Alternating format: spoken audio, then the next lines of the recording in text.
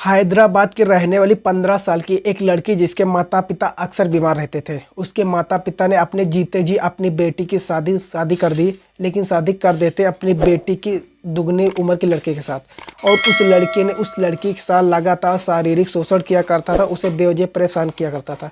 धीरे धीरे वक्त ऐसे आगे बढ़ रहा था, लेकिन उसी बीच में उस माता पिता उस लड़की के ख़त्म हो जाते हैं, मर जाते हैं। अब ऐसी स्थिति में उस लड़की के जो पति था उसकी हिम्मत और बढ़ जाती है। अब उस लड़की का बेवजह शोषण किया करता था और परेशान करता था। एक दिन मौका पाते ही उस लड़की वहाँ से भाग जाती है और भागकर दिल्ली आ जाती है। उसे नहीं पता था कि जहाँ से वो निकल कर आ रही है उससे भी बड़ी दलदल में फंसने वाली है। दरअसल वो लड़की पहुँच जाती है दिल्ली के जीबी रोड पर कोठे नंबर 58 पर। और उन लड़की का लगातार शोषण हो रहा था। और जैसे जैसे वक्त आगे बढ़ रहा था, हालांकि वो होशियार थी, समझदार थी, इसलिए उसने उस कोठे पर वैसे वैसे करते करते मालकिन बन जाती है। लेकिन उस दलदल से बाहर निकलने की वजह अब आने वाली लड़कियों की शोषण करवाना शुरू कर देता है। उसने अपनी ज़िंदगी में लगभग 5,000 लड़कियों को खरीदा और उनको बेचा। जो लड़के कम उम्र की होती थी उनके अंदर उत्तेजना पैदा करने के लिए इंजेक्शन लगवाती थी, ताकि वो ग्राहक को ज़्यादा से ज़्यादा लोग पसंद करें। आज की जो कहानी मैं आपको सुनाने जा रहा हूँ, इस कहानी में कुछ ऐसा ही होता। शायद उन 5,000 लड़कियों में से शायद एक ऐसी लड़की होती जिसकी मजबूरी का एक फ़ायदा उठाया जाता है। लेकिन एक दिन फेसबुक पे एक मैसेज आता है। उस मैसेज पे आने के बाद उन लड़की की ज़िंदगी पूरी तरह से बदल जाती है। आदाब, नमस्कार, सत श्री अकाल। मैं हूं चंदन भाई। आज की जो सच्ची घटना मैं आपको सुनाने जा रहा हूं, सच्ची घटना है राष्ट्रीय राजधानी क्षेत्र दिल्ली की जीबी रोड की इलाके की। मैं बात कर रहा हूं कोठे नंबर 58 की। दरअसल एक लड़का दिल्ली महिला आयोग की जो अध्यक्ष होती है स्वाति मालीवाल, उनको एक मैसेज टैग करते हुए फेसबुक पर लिखता है और कहता है कि कोठा नंबर 58 पे एक लड़की है जो बहुत ज़्यादा परेशान है, आपको उसकी मदद की ज़रूरत है।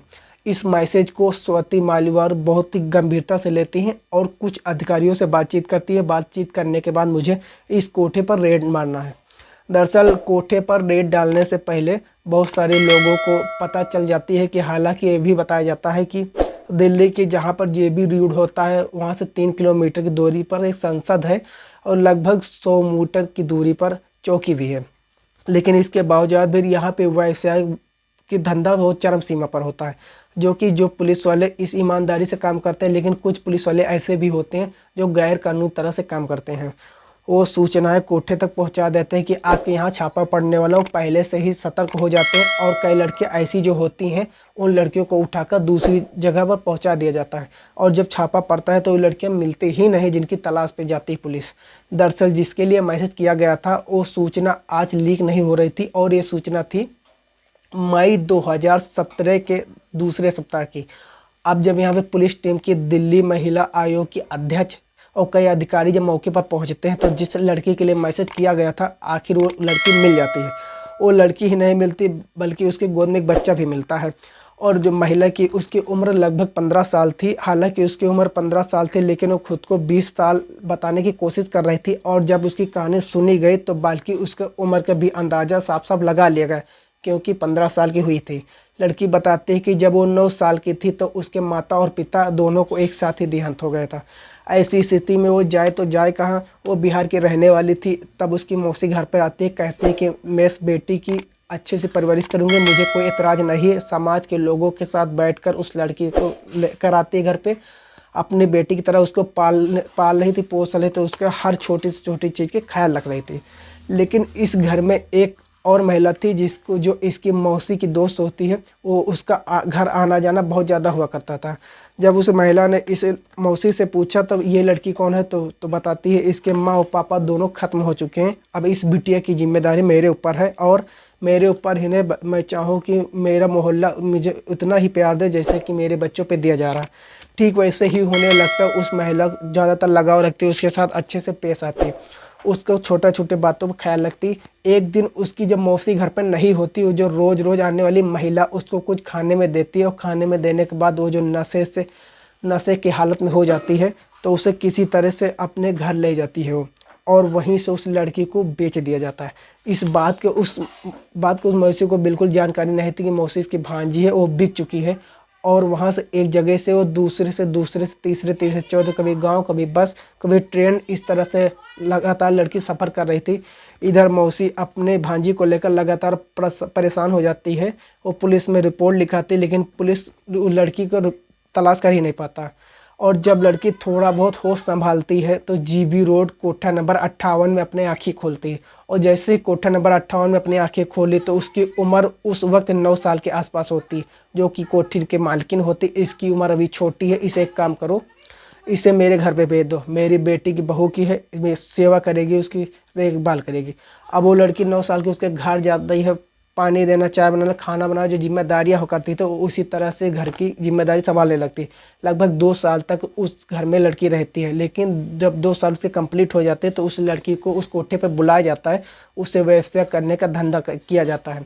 अब पहली बार में उससे एक बूढ़ा उम्र का एक व्यक्ति उसके साथ कर दिया जाता है। 11 साल की वो लड़की बूढ़ा व्यक्ति उसके साथ जब सोशल फिजिकल रिलेशन उसके साथ होने वाला, तब लड़की चीखती चिल्लाती है। अब जब वो चीख रही थी, चिल्ला रही थी, तब ये बात कोठी की मालकिन को बिल्कुल भी अच्छी नहीं लगती। इसके बाद उसके हाथ और पैर दोनों बांधे जाते, उस लड़की को बहुत तरह से मारा जाता है, पीटा जाता है। और ये कहा जाता है कि जिस धंधे के लिए तुझे लाया गया है, जिसके लिए तुम्हारे पैसे दिए गए हैं, तुम्हें वो धंधा करना ही पड़ेगा। जब लड़की ने साफ साफ इनकार कर दिया, मारपीट उसके साथ हुई, तब उसके साथ उन लोगों ने एक ऐसा इंजेक्शन दिया। इंजेक्शन देने के बाद उस लड़की अपने होश में ही नहीं थी और उसके साथ जो चाहे वैसा कर सकता था। पहले ही दिन जब उसके साथ ये जब हुआ था, तब 5 लोगों ने अलग अलग वक्त में उसके साथ शारीरिक संबंध बनाए थे। उस लड़की को बिल्कुल भी होश नहीं था और न वो कोई चीखती है न चिल्लाती है, और ग्राहकों को भी संतुष्ट कर देती है। और इंजेक्शन देने का दोष शुरू होता अब यहीं से। अब जब शुरुआत में उसके बाद ग्राहक आता था तो उसको इंजेक्शन दिया जाया करता था, ताकि वो तेजी से हो सके और उसके साथ जो मर्द जो करना चाहे वो आराम से कर सके। वक्त आगे बढ़ने लगता है। हर दिन उस लड़की के साथ कभी 10 ग्राहक, कभी 15 ग्राहक, कभी ज़्यादा ग्राहक, कभी बिल्कुल भी नहीं। इस तरह से लगातार सिलसिला चलता रहता है। उस लड़की नहीं जानती थी कि उसके साथ ये क्या हो रहा है। जब वक्त आगे बढ़ रहा था, इंजेक्शन की संख्या कम कर दी जाती है और वो एक नॉर्मल सी ज़िंदगी जीने लगती है। तब एक दिन पता चलती कि उसके पेट में बहुत ज़्यादा तेज दर्द हो रहा है।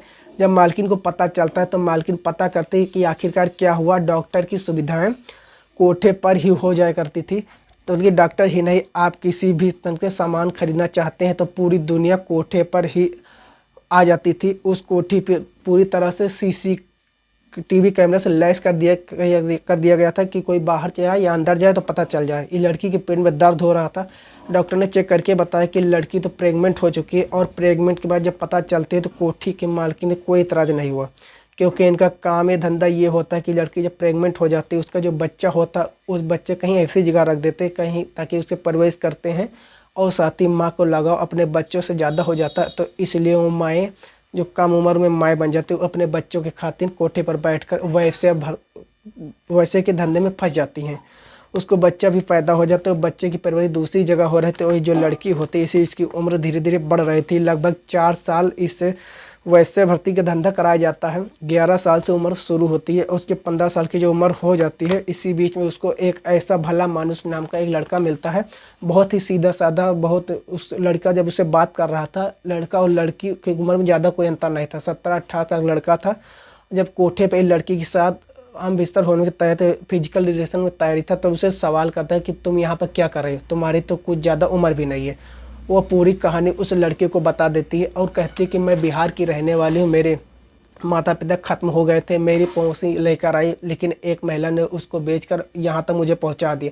जब पूरी कहानी उस लड़के को बताई जाती है, लड़की कहता है कि मैं तुम्हारी मदद करूँगा, और इससे कहते हैं कि दीवारों के भी कान होते।